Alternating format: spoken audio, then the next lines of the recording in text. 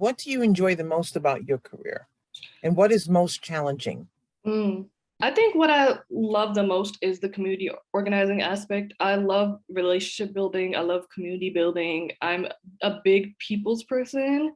I'm big on just making sure people are taken care of. I think I've always loved just nurturing folks, and I realized at some point that it didn't have to be on a micro level. It could be on a macro level, and I could actually take this work out to the community. So I love being able to connect with people, being able to provide them support and resources.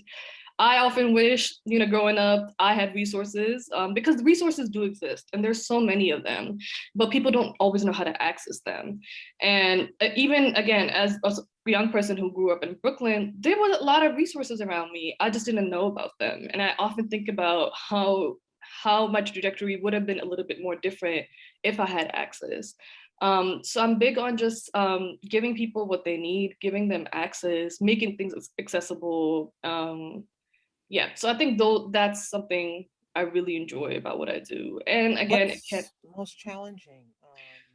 I think I think I'm going to speak more specific to the nonprofit industrial complex. Nonprofit work can come with a lot of great things, but at the end of the day, not all institutions care about the people we're working for.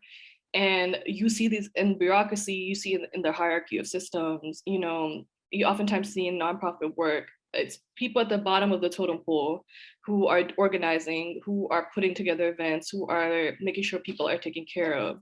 But not everyone thinks like that, especially people on top of the hierarchy don't. And I think I had to learn that the hard way because I was kind of naive to all of it.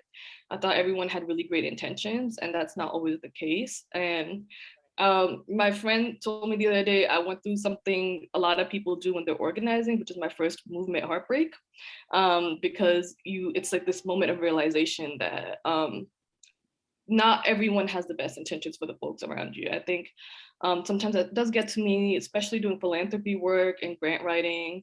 A lot of these spaces are taken over by rich, for lack of a better word, white folks who actually don't always care about women, who don't always, or not care isn't the word, but they don't have the best intentions. And it becomes really difficult for me to navigate that sometimes as someone who does hold many marginalized identities.